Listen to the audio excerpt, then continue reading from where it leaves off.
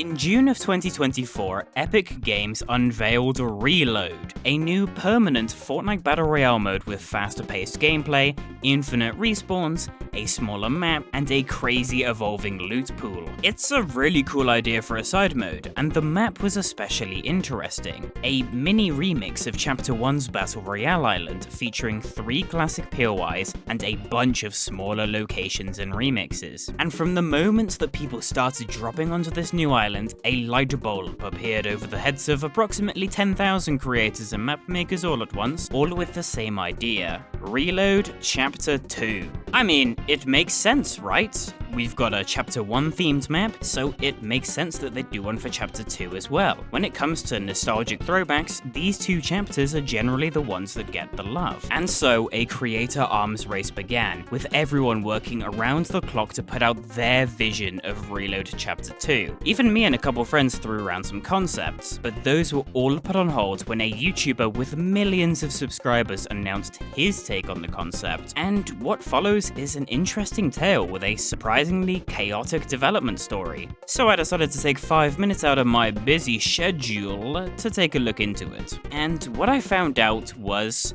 interesting, to say the least. But first, it's time for a quick message from our sponsor. This video is brought to you by Aniba. If you're up all night grinding Fortnite and your locker is still looking kinda basic, it might be time for an upgrade. That's where Aniba comes in. It's a super convenient marketplace where you can grab V-Bucks, gift cards, and other game deals at seriously competitive prices. So instead of paying full price, you can get more for less. It's quick, reliable, and gets you back into the game real fast, so you don't miss a single drop. V-Buckflation is real, so save your wallets by checking out Aniba and giving your Fortnite account the glow up it deserves. Head to the description box down below to get started. Thank you to Aniba for sponsoring this video. Fortnite YouTubers making their own creative map-making teams is nothing new. Lachlan has Power, Typical Gamer has Jogo, and today's star, SypherPK, has Superjoy. But it was under his own name that he announced Reboot Chapter 2 on July 30th, 2024, just over a month after the release of Reload. A fully custom map featuring iconic and beloved POIs,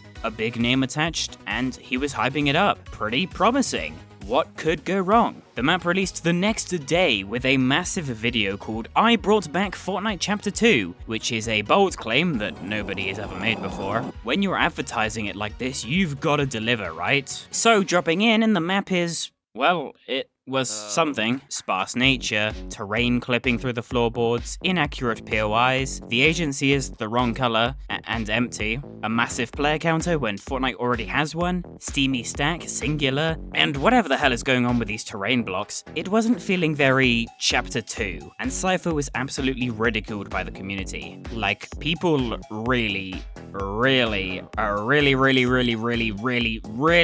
I think you get the idea, they didn't like this map very much. That's not to say that there weren't some cool ideas here, like these cube-polluted pools of water near Steamy Stack, and some of the other landmarks across the map are pretty nifty, and I'm not interested in dunking on this map any more than I need to. Believe me, the internet did enough of that to last 1,000 retrospectives. I'm more interested in just how this project turned out this way. So I did a little digging, some independent research, and got into contact with the main environmental artist behind the project, Edmire. My inquiry yielded interesting insight into just what transpired behind the scenes. Edmire was able to share that the project was almost quite different. He kindly provided a ton of development screenshots documenting just how full of life this project was. From what I am told, Sypher himself was pretty chill, but Sypher's team wasn't so chill, giving him tight deadlines with unreasonable expectations, and from what he says, generally had no idea what they were doing, clearly having no experience with creating a project to this scale, and not giving themselves enough time to make it. The project was rushed out of the door because it needed to be done before Sypher went on vacation in August. This was something they were very insistent on, it had to be done. He told me that Sypher's team was very insistent on performance over quality, to an almost paranoid extent, readily sacrificing the visual qualities of the map to try and maximize FPS and game performance to a detrimental degree. They also battled with UEFN's memory limitations, even going so far as to remove all of the props from buildings and delete the grass blades from the landscape. No one will notice, they justified.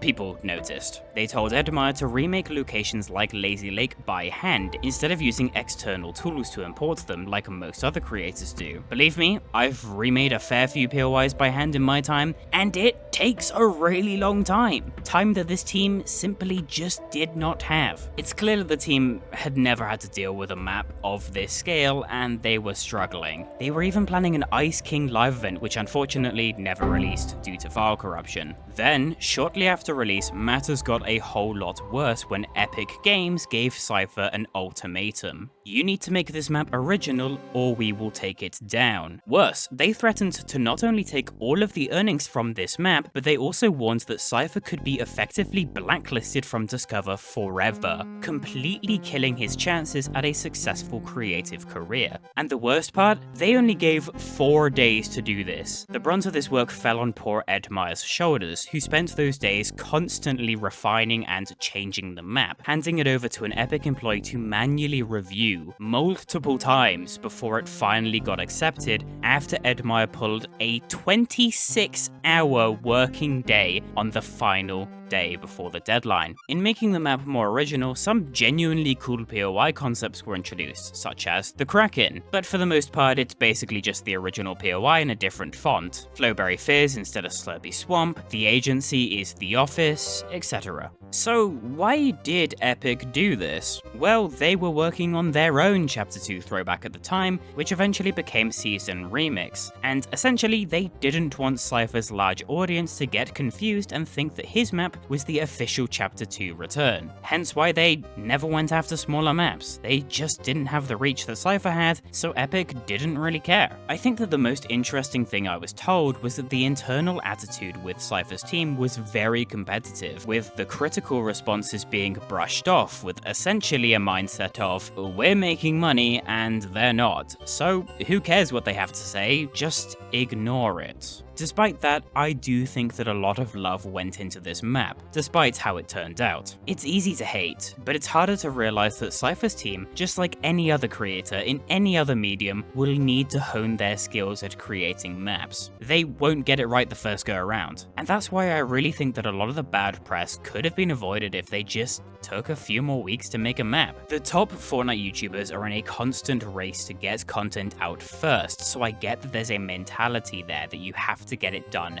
fast, but as one of the biggest, if not the biggest face in the space, I think that Sypher could take the opportunity to set a good example and push out quality over quantity maps. Or not. So, what happened to SypherPK's Reboot Chapter 2 map in the end? Well, the map actually performed pretty well despite the controversy, ironically right up until the launch of Chapter 2 Remix, when Epic somehow managed to completely break console matchmaking into UEFN, causing a sharp drop in players that never recovered. Don't worry, Sypher, I've been there. Like, really been there.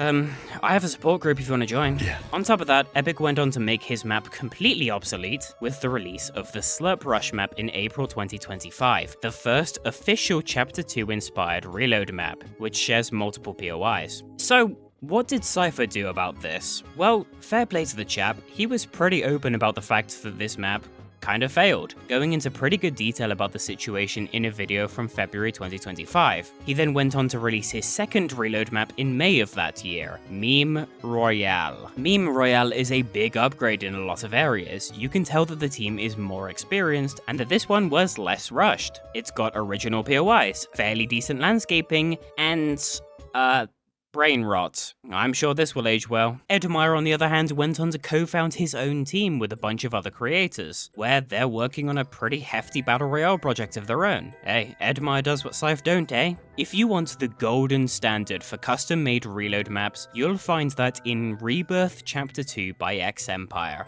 Not to be confused with Edmire, it's Empire. You've got lore-accurate POIs, a really cool mashup POI with sweaty sticks, fantastic landscaping with a satisfying island shape, and little details placed all around the map like a customized Holly Hedges garden store. Even Spawn Island is a miniaturized version of Chapter 2 Spawn Island. You can tell a ton of effort went into making this, really making it, in my opinion, a worthy follow-up to Chapter 1's Venture Island. Look, there's even the island! You could tell me that this is Epic official, and I would believe you in a heartbeat. Of course, there are plenty of others out there. Take, for example, Chapter 2 Rewind by Youngmoster, which is by no means perfect, but the locations that are here are indeed accurate to the original chapter, and they're even so bold as to include Stark Industries with a Midas coat of paint. These maps tend to fall under the radar because they don't have a big name like SypherPK attached to them, but with a little digging, you can strike gold. And that's the story of SypherPK's Chapter 2 Reload map. I found it pretty interesting, and this is far from the first map I've done a deep dive on, so if there's any more you'd like to see me cover, let me know. Okay, but did we, ever figure out the purpose of those funny box terrain cliffs? I just don't get it. Like, what are you?